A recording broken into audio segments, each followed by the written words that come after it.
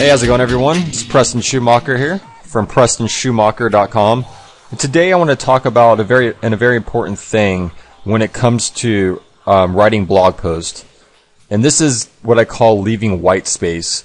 The reason why this is so important is because, with so much, information out there in everybody's daily lives, the last thing you want to do is to make your post look like work to read.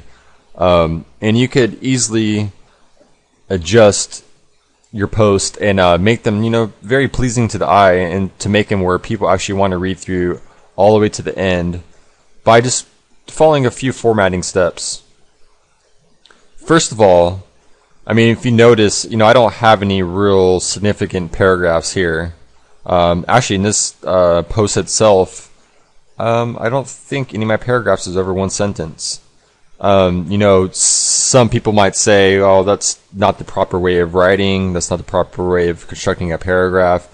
Well, there's a little secret. This is an English class, and none of that really does matter. The only thing that really matters is that you're entertaining your reader, and you're having them get from the beginning to the end of the post to where you want them to, take action on what you want them to do. On this particular one, this was just kind of a fun post I put on my site about an event I went to yesterday. So, I just simply just put, you check out the event's Facebook page here. So I'm just, driving a little traffic to their page, because, I really like the event, and I really like the cause they're representing. So, you don't always have to be having a call to action that benefits you in particular. You can also have it benefit somebody else that you respect. So anyways, the first thing I like to do is just keep all my paragraphs small, like I was just saying. I never go over really 3 sentences in a paragraph. Actually, I usually keep them down to 1 or 2, and actually frequently just 1 sentence. I just like the way it looks, breaks up the text, and it just keeps people moving from one idea onto the next. Another little thing I like to do is throw in a quote close to the beginning, and sometimes if it's a longer post, throughout the post, because people just love quotes in general, and it also it just gives a little authority to your post. Like obviously the Petco Foundation Executive Director Paul Jolie has a lot more authority on the the walk, run, wag event than I do. So putting this in here kind of just gives people a little bit more trust in reading the post, and also it shows like who you affiliate with, who you follow, who you listen to, who you follow online and stuff like that. One of the next things I like to point out is trying to have something breaking up the post at every page break. So what a page break is basically what you can see on the screen. The screen I'm on is a little bit bigger than an average screen, but in general, you want something to catch a person's eye so they keep on following the page down.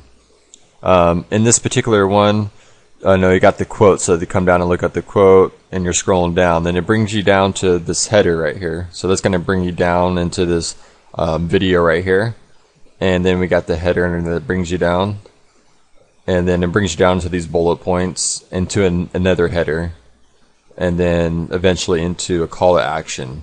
So it's constantly engaging the eye, and it's not just a whole bunch of plain text with no quote involved, with no links to relevant pages, with no headers or videos or possibly pictures, or with no bullet points. That's going to be very boring and just look like some schoolwork to somebody. So definitely want to keep everything entertaining. I actually might want to come back here and put a couple more some pictures in here along with this video. One of the other things that I like to do to leave a lot of white space is double space. You know, I don't see a lot of people doing this, but I've seen a couple of people doing it, and I just really like. I personally like it. You know, when I come across a site and I'm reading the blog post and I follow through and read the whole post, no matter, you know, some sites have like really great content. I can't even follow through to the end of the post because, you know, it's like white text on a red background and it just like kills my eyes. So here, you know, double spacing, you know, it just kind of like allows that like room to breathe in between each paragraph or idea when the person is going through your content. And you know, frequently nowadays we're so distracted as a nation, and we will go off and go to the bathroom, or help the kids with something, feed the dog, turn the TV channel, whatever it might be, vacuum or whatever. You want it to be easy for a person to come sit back down and just be able to easily get engaged back into your post, and not be like, oh, this is just too much and I can't get to it, and just pretty much just click the X out button and never go to your site again, which you don't want. So, for just a recap, I went over keeping short paragraphs, even short sentences. Sometimes it doesn't matter, as long as you have a 1 to 2 sentence paragraph. And next, you want to keep things engaging the eye within your post, such as quotes, headlines, videos, bullet points, links to relevant pages, and call to actions and photos, and whatever else you can think of. But those are pretty much the key things you want. Maybe like a numbered list. So. And the third thing I was talking about is double spacing. Double spacing is, a very cool technique, I think. Even when the single space, it still gives you a little room, but with that double space, it just really gives your post a lot of breathing room, and just, it just makes your blog post much more fun to read.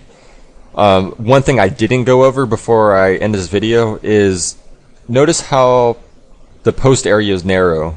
It's similar size to Facebook's feed area. So just to give you the idea how wide this is, in case you're like, hey, I kind of like that width, I want to check that out, and maybe design my blog in the same style. Let me see. I'll measure that for you real quick. So it's approximately about 520 pixels we got there.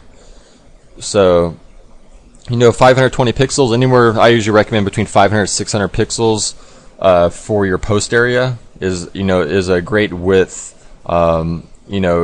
It doesn't quite like cut your headlines in half too much, when you have a longer headline, but it's also short enough to allows the person to scan back and forth really quickly, which is what we want. We don't want the person getting lost in your post and just getting overwhelmed and, like I said earlier, Xing your page out. Okay, so like I said, this is a really important thing to go over when you're writing your blog posts. You do want to format them with lots of white space. If you're putting all this time into writing your content, put the time into getting people to see it as well, and getting people to stay on your page and really enjoying your stuff and commenting and sharing it and just loving it all over. So if you like this post, make sure to check out the rest of the stuff I have over at my site, PrestonSchumacher.com. You can find a way to contact me over there if you have any further questions about anything, or you could go ahead and even leave a comment down in the comment area of this below this video. And I look forward to helping everyone I can, and see you guys around.